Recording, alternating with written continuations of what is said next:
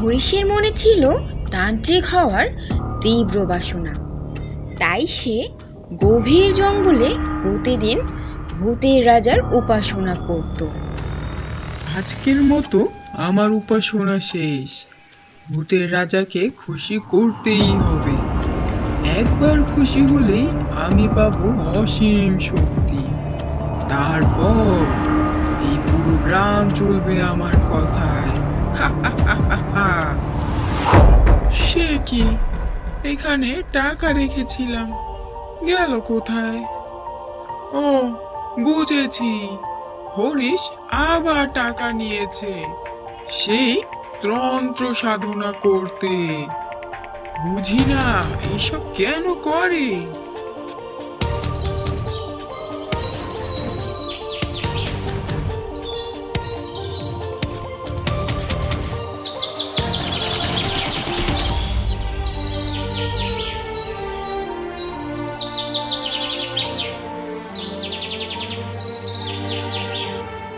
সে কি হরিশ, তুই আবার ঘর থেকে টাকা নিয়েছিস তোর এই সাধনা করতে?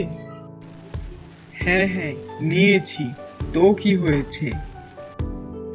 কত কষ্টের টাকা এগুলো, অনেক কষ্টে জমিয়েছিলাম, আর তুই কি না একবারও না ভেবে নিয়ে নিলি তোর ওই শয়তানের সাধনা করার জন্য?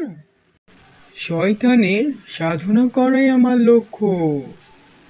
ভূতের রাজা খুশি হলেই না আমাকে অসীম শক্তিশালী করবে। তাই আমায় কোনো কিছুতে বাধা দিও না। হরিশ তখন বেশ রাগান্বিত হয়ে সেখান থেকে চলে যায়।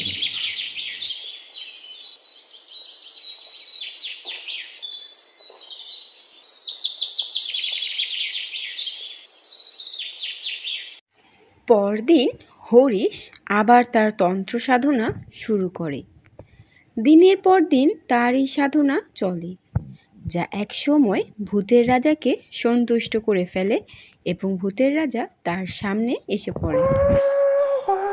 বল আমাকে কেন ডেকেছিস? দীর্ঘদিন ধরে তোর এই তপস্যা আমাকে আসতে বাধ্য করেছে। রাজা, আপনি এসেছেন। আমার এতদিনের সাধনা পূর্ণ হলো তবে।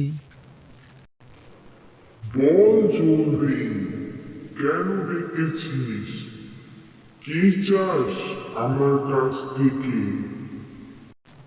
আমি চাই আপনি আমাকে অসীম শক্তি দিন। আমি যেন পশু পাখি দৈত্য যার ইচ্ছা রূপ ধারণ করতে পারি। ঠিক আছে, দিলাম তোকে শক্তি। ইকরাম বিক্রম মাকড়সা জাল, যা হতে চাই তাই যেন হই এবার। মন্ত্র পড়ে যা হতে চাইবি তাই পারবি। আর পুনরায় মানুষ হওয়ার জন্য করবি ইকরাম বিক্রম মাকড়সা জাল। আমি যেন মানুষ হই আবার। কিন্তু শর্ত আছে, এই মন্ত্র তুই পড়তে পারবি না। মানুষ হওয়ার জন্য তোর হয়ে অন্য কাউকে মন্ত্র পড়তে হবে। যখনই কেউ তোর জন্য মন্ত্র পড়বে তুই আবার আগের রূপে ফিরতে পারবি, নয়তো সেই পশু রূপেই থেকে যাবি।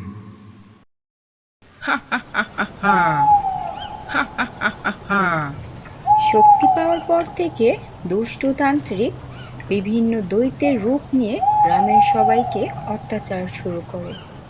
গ্রামের বিভিন্ন জায়গায় সে আগুন জ্বালিয়ে দেয় এবং ভয়ভীতি দেখাতে থাকে।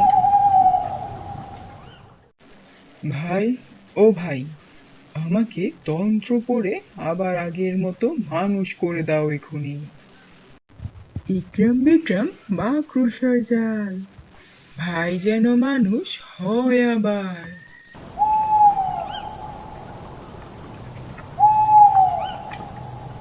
ও হরিশ, গ্রামের মানুষের উপর এভাবে অত্যাচার করা কি ঠিক হচ্ছে?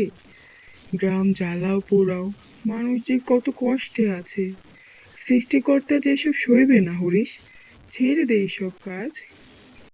আমি এখন কি করব না করব তা তোমার কাছ থেকে শুনতে হবে?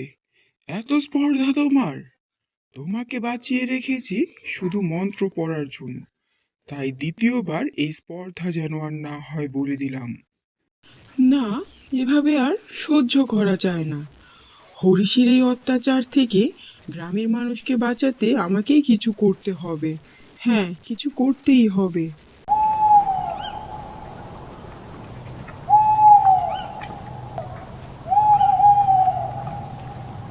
ও হরিশ, হরিশ, দেখ না, আমার টাকা এই টেবিল চিপায় পড়ে গেছে, কোনোভাবেই আনতে পারছি না।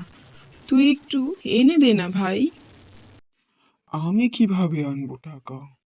তুই একটু পাখির রূপ নিয়ে যা না ভিতরে, তাহলেই তো আনতে পারবি। এত করে যখন বলছো, ঠিক আছে, যাচ্ছি আমি। সে কি, এখানে তো কিছুই নেই। তুমি না বললে টাকা পড়ে আছে? দাঁড়া, তোর শিক্ষা এখন দিচ্ছি। আমায় খাঁচায় ভরলে কেন? ছাড়ো বলছি, এখনই ছাড়ো। গ্রামের মানুষকে অনেক কষ্ট দিয়েছিস, এখন থেকে তুই এই খাঁচাতে আজীবন বন্দি থাকবি। এরপর থেকে সেই দুষ্টতান্ত্রিক খাঁচাতেই পাখির রূপে বন্দী হয়ে থাকে।